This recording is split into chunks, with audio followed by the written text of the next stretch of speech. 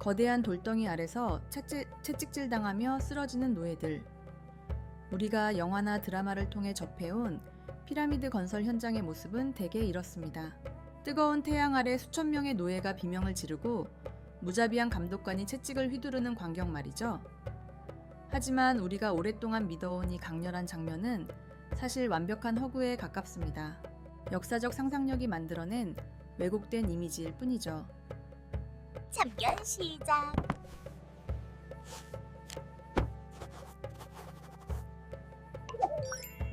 1990년 이집트 기자, 지구의 피라미드 인근에서 아주 중요한 발견이 있었습니다. 피라미드를 짓던 노동자들의 집단 묘지가 발견된 것입니다. 그런데 이들의 유고를 분석한 결과는 전 세계 고고학계를 충격에 빠뜨렸습니다. 뼈에서는 가혹한 노동 착취의 흔적 대신 정교한 의료 혜택을 받은 흔적이 가득했기 때문입니다. 심지어 부러진 다리뼈에 부목을 대고 수술을 한 뒤 뼈가 다시 붙을 때까지 요양한 기록까지 확인되었습니다. 당시 기술로는 고도의 숙련도가 필요한 뇌수술을 받은 흔적도 발견되었죠. 단순히 소모품처럼 쓰이다 버려지는 노예였다면 상상도 할 수 없는 대우입니다. 그뿐만이 아닙니다. 노동자들의 식단 분석 결과 그들은 당시 귀했던 소고기와 양고기를 정기적으로 섭취하며 높은 영양 상태를 유지하고 있었습니다. 4,500년 전의 이집트는 왜 이들에게 단순한 생존, 그 이상의 대우를 해주었던 걸까요? 파라오라는 절대 권력자가 단순히 자애로운 성품을 가졌기 때문일까요? 아닙니다. 여기에는 철저하게 계산된 국가 통치 시스템과 경제적 생존 전략이 숨어 있습니다. 피라미드는 거대한 무덤이기 이전에 고대 이집트라는 국가가 붕괴하지 않도록 설계된 정교한 고용 안정 시스템이었습니다. 오늘 우리는 피라미드라는 거대한 건축물 뒤에 숨겨진 차가운 경제 논리와 파라오의 장부를 들여다보려 합니다. 우리가 흔히 오해하는 것 중 하나는 이집트의 지배력을 공포 정치로만 해석하는 것입니다. 하지만 공포는 비용이 많이 드는 통치 수단입니다. 수만 명의 노예를 강제로 동원하려면 그들을 감시할 대규모 군대가 필요하고 이는 국가 재정에 막대한 부담을 줍니다. 또한 강제 노동은 효율성이 극도로 낮을 수밖에 없습니다. 파라오는 이보다 훨씬 영리한 방법을 선택했습니다. 바로 경제적 인센티브와 사회적 안전망을 결합한 것입니다. 이를 이해하기 위해서는 먼저 고대 이집트의 독특한 환경을 살펴봐야 합니다. 이집트의 생명줄인 나일강은 매년 일정한 시기가 되면 범람했습니다. 농민들에게 이 범람은 축복이었습니다. 강물이 넘치면서 상류의 비옥한 토양을 실어다 주었기 때문입니다. 하지만 동시에 이 시기는 거대한 사회적 위기를 동반했습니다. 강물이 들판을 덮치면 농사를 지을 수 없는 약 4개월 동안의 공백기가 발생합니다. 이 시기 이집트의 모든 농민은 강제적인 실업 상태에 놓이게 됩니다. 수만 명, 아니 수십만 명에 달하는 건장한 남성들이 아무런 일도 하지 못한 채 도심으로 모여들게 되는 것이죠. 현대 사회에서도 실업률이 급등하면 범죄가 늘어나고 사회적 혼란이 가중됩니다. 4,500년 전에도 마찬가지였습니다. 먹을 것이 없고 할 일도 없는 수만 명의 젊은이가 한 곳에 모여 있다는 것은 파라오에게 외적의 침입보다 더 무서운 내부적 위협이었습니다. 굶주림은 곧 불만으로 이어지고 불만은 폭동과 반란으로 번지기 마련입니다. 파라오는 이 잠재적인 사회적 폭탄의 안전핀을 뽑아야만 했습니다. 이때 고안된 것이 바로 피라미드 건설이라는 대규모 국책 사업입니다. 국가는 농한기에 일자리를 잃은 농민들을 건설 현장으로 불러 모았습니다. 이것은 강제징용이라기보다 국가가 제공하는 거대한 공공근로사업에 가까웠습니다. 노동자들은 건설 현장에 참여하는 대가로 국가로부터 빵과 맥주를 지급받았습니다. 화폐가 존재하지 않던 시절, 이 배급은 단순한 식사가 아니라 가족의 생계를 유지해주는 실질적인 임금이었습니다. 파라오의 입장에서 피라미드 건설은 거대한 펌프와 같았습니다. 풍작의 시기에 창고에 쌓아두었던 곡물을 실업 기간에 다시 국민에게 유통함으로써 사회 전체의 굶주림을 해결하고 부를 재분배하는 메커니즘이었던 셈입니다. 흥미로운 점은 이 과정에서 노동자들이 느꼈던 소속감입니다. 발견된 기록에 따르면 노동자들은 스스로를 파라오의 친구들 혹은 주정뱅이들 같은 유쾌한 이름의 팀으로 나누어 경쟁적으로 작업에 임했습니다. 이는 피라미드 건설이 단순한 노역이 아니라 국가적 과업에 참여한다는 자부심을 부여하는 심리적 장치였음을 시사합니다. 국가가 나를 보호하고 있으며 나 역시 위대한 건축물의 일원이라는 정체성을 심어줌으로써 파라오는 충성심이라는 가장 강력한 통치 자원을 얻을 수 있었습니다. 이 경제적 순환 구조는 매우 정교하게 작동했습니다. 피라미드 건설을 위해서는 단순히 돌을 쌓는 사람만 필요한 것이 아닙니다. 거대한 바위를 자르는 석공, 이를 운반할 배를 만드는 목수, 수만 명의 노동자가 먹을 빵을 굽고 맥주를 빚는 요리사, 그리고 이 모든 물류를 관리하는 서기들까지 필요했습니다. 즉, 피라미드 건설 현장은 고대 이집트 경제의 심장이자 거대한 소비 시장이었습니다. 전국 각지에서 모여든 자원과 인력이 이곳에서 섞이고 다시 흩어지며 국가 전체의 경제를 활성화했습니다. 결국 피라미드는 파라오 한 사람의 영광을 위한 사치품이 아니었습니다. 그것은 매년 반복되는 대규모 실업이라는 자연재해로부터 국가 시스템을 방어하기 위한 필연적인 선택이었습니다. 보이지 않는 파라오의 장부 위에서 피라미드는 지출이 아니라 사회적 안정을 유지하기 위한 가장 효율적인 투자 비용으로 기록되어 있었을 것입니다. 농민들은 굶주림 대신 노동을 선택했고 파라오는 권위 대신 빵과 안정을 제공했습니다. 이 거대한 계약이 성립되었기에 이집트라는 문명은 수천 년을 버틸 수 있었던 것입니다. 하지만 의문은 여전히 남습니다. 단지 실업 해소가 목적이었다면 왜 하필 그토록 거대하고 복잡한 건축물이어야 했을까요? 단순히 길을 닦거나 둑을 쌓는 것만으로는 부족했던 걸까요?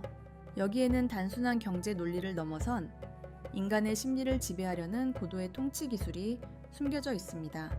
노동을 통해 얻는 임금보다 더 강력한 무언가가 이들을 하나로 묶어두어야 했기 때문입니다. 과연 파라오는 이 거대한 돌덩이들에 어떤 심리적 마법을 부려놓았던 것일까요?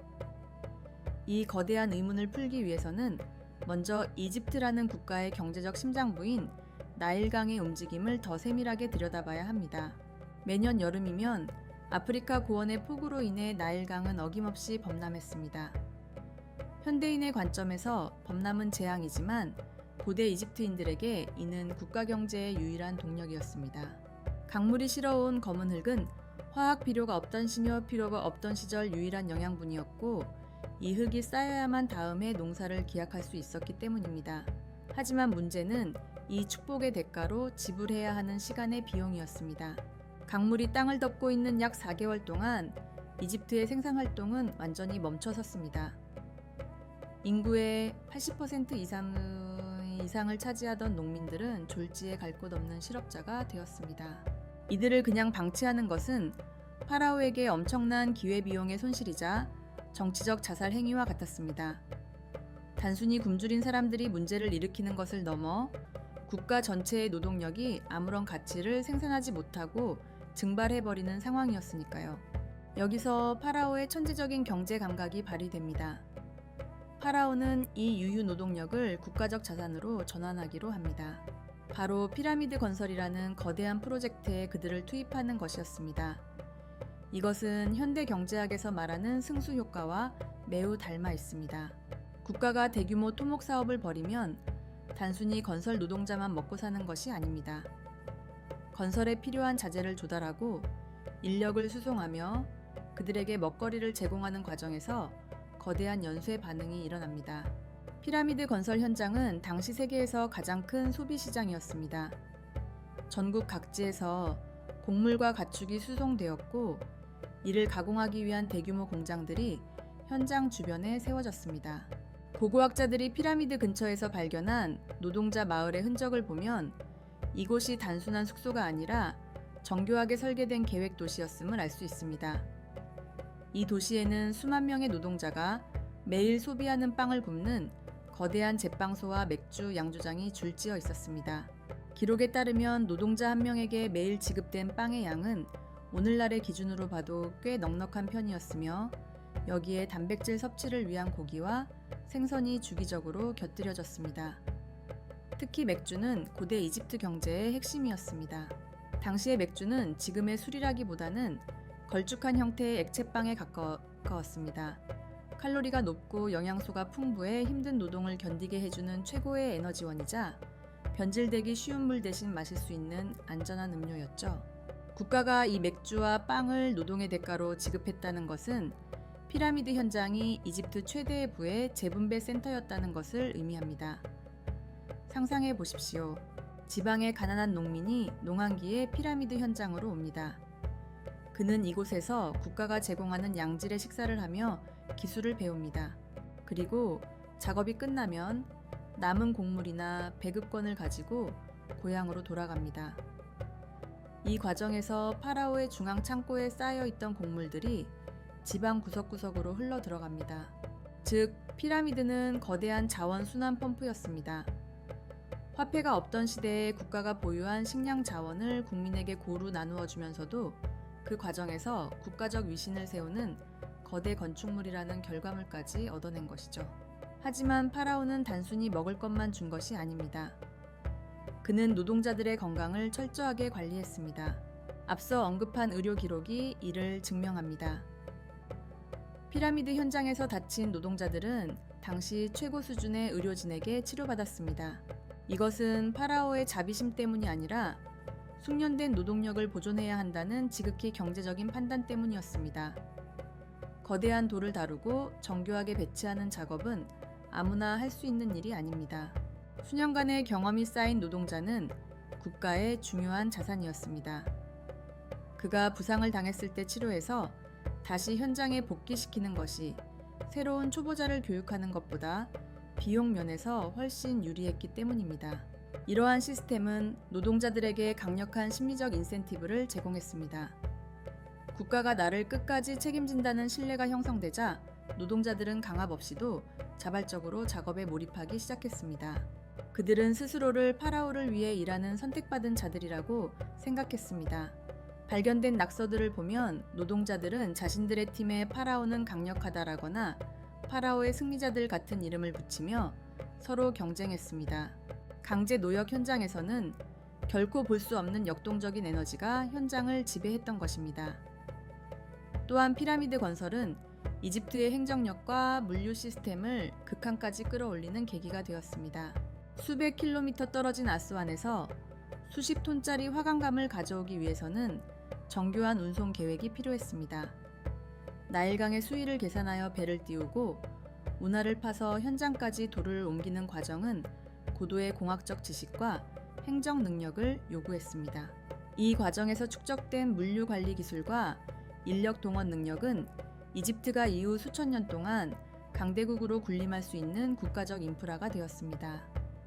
결국 피라미드는 돌로 쌓은 무덤인 동시에 이집트라는 국가의 행정 효율성을 증명하는 거대한 보고서였던 셈입니다. 경제적 실익과 사회적 안정을 동시에 잡은 이 정교한 시스템은 파라오의 권위를 신의 영역으로 격상시켰습니다. 백성들은 자신들의 배를 불려주고 삶을 안정시켜주는 파라오를 보며 그가 정말로 나일강의 범람을 조절하고 우주의 질서를 유지하는 존재라고 믿게 되었습니다. 경제적 만족이 종교적 숭배로 이어지는 완벽한 통치 메커니즘이 완성된 것입니다. 하지만 이렇게 견고해 보이는 시스템에도 치명적인 약점은 존재했습니다.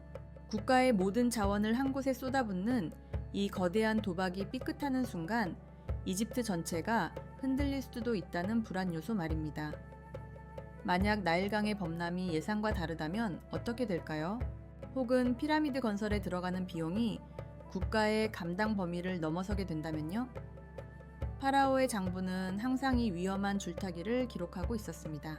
겉으로는 장엄하고 영원해 보이는 피라미드 이면에는 매일매일 들어가는 엄청난 양의 식량과 자재를 조달하기 위한 처절한 계산이 숨어 있었던 것입니다. 이제 우리는 그 장부의 더 깊은 곳, 즉 이 거대한 프로젝트가 어떻게 이집트의 사회 구조를 근본적으로 바꾸어 놓았는지, 그리고 그 경제적 성과가 실제로 누구의 주머니로 들어갔는지를 살펴봐야 합니다. 피라미드라는 이 거대한 시스템은 결국 이집트라는 국가가 도달할 수 있었던 행정력과 경제적 자신감의 결정체였습니다. 하지만 모든 시스템에는 정점이 있고 그 정점을 지나면 반드시 비용의 문제가 발생하기 마련입니다. 파라오들이 설계한 이 정교한 뉴딜 정책은 수백 년간 이집트를 지탱해 왔지만 시간이 흐를수록 국가 재정에 보이지 않는 균열을 만들고 있었습니다. 피라미드가 거대해질수록 그 구조를 유지하기 위해 투입되어야 하는 물류와 인력의 규모는 기하급수적으로 늘어났기 때문입니다. 흥미로운 대목은 여기서 한 가지 모순이 발견된다는 점입니다. 국가가 국민에게 일자리를 제공하고 부를 재분배하기 위해 시작된 이 프로젝트가 나중에는 오히려 국가의 유연성을 가로막는 족쇄가 되기도 했습니다. 후기 왕조로 갈수록 피라미드의 크기가 작아지거나 석주 대신 진흙 벽돌을 사용하게 된 것은 결코 파라오의 신앙심이 약해졌기 때문이 아닙니다. 장부상의 수치가 더 이상 대규모 토목 공사를 감당할 수 없음을 경고했기 때문입니다. 즉, 경제적 인센티브가 작동하지 않는 시점이 오자 시스템은 자연스럽게 축소의 길을 걷게 된 것입니다. 그럼에도 불구하고 피라미드가 남긴 유산은 단순히 돌덩이의 높이에 있지 않습니다. 이 프로젝트를 통해 완성된 이집트의 관료제와 행정 시스템은 이후 이집트가 수천 년간 지중해의 강자로 군림할 수 있게 만든 소프트웨어가 되었습니다. 전국 단위의 인력을 동원하고 수천 킬로미터의 물류를 오차 없이 관리하며 수만 명의 임금을 빵과 맥주로 정확히 정산해내던 그 경험은 인류 역사상 최초의 거대 정부를 탄생시켰습니다. 농민들은 피라미드 건설에 참여하며 자신들이 거대한 국가의 일원이라는 인식을 공유하게 되었고, 이는 곧 강력한 국가적 통합으로 이어졌습니다. 결국 피라미드는 죽은 왕을 위한 무덤이 아니라 살아있는 자들의 질서를 유지하기 위한 거대한 엔진이었습니다. 파라오는 신의 권위를 빌려 경제적 안정을 설계했고, 백성들은 노동을 통해 삶의 안전망을 보장받았습니다. 이것은 고도의 심리적 계약이자 철저하게 계산된 경제적 거래였습니다. 우리가 피라미드를 보며 느껴야 할 것은 고대인의 신비로운 신앙심이 아니라 한 국가를 유지하기 위해 인간의 욕망과 생존 본능을 어떻게 시스템 속으로 끌어들였는가에 대한 차가운 통찰입니다. 역사는 우리에게 말해줍니다. 거대한 건축물 뒤에는 항상 그것을 가능케 했던 장부와 계산서가 존재한다는 사실을 말이죠. 피라미드는 그 화려한 외관 아래 4,500년 전 이집트인들이 직면했던 실업과 빈곤이라는 현실적인 문제를 해결하기 위한 필사적인 노력이 담긴 생존의 기록이었습니다. 채찍이 아닌 빵이, 공포가 아닌 시스템이 이 거대한 불가사의를 완성한 진짜 동력이었던 셈입니다. 오늘 준비한 내용은 여기까지입니다. 피라미드가 단순한 권력의 상징이 아니라 사회 시스템을 유지하기 위한 필연적인 선택이었다는 점이 오늘 영상의 핵심이었습니다. 오늘 영상이 어떠셨는지 댓글로 남겨주시면 앞으로의 영상 제작에 참고하겠습니다. 앞으로도 저희 역사 참결러는 역사의 이면에 숨겨진 차가운 경제와 심리의 메커니즘을 파헤치는 다짐을 계속하겠습니다. 구독과 좋아요는 더 깊은 내용을 파헤치는 힘이 됩니다. 지금까지 역사 참결러였습니다.